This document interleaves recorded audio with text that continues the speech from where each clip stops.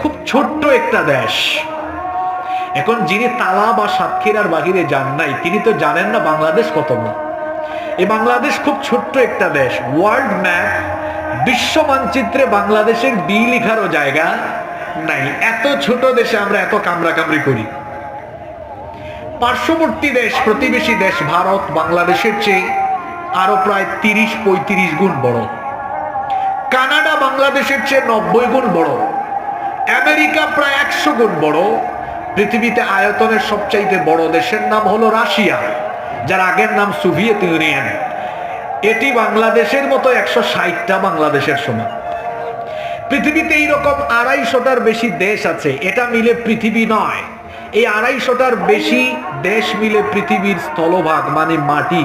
পৃথিবীর 4 ভাগের 1 ভাগ মাটি, 3 ভাগই হলো পানি। এক একটা মহাসাগরের আয়তন কত?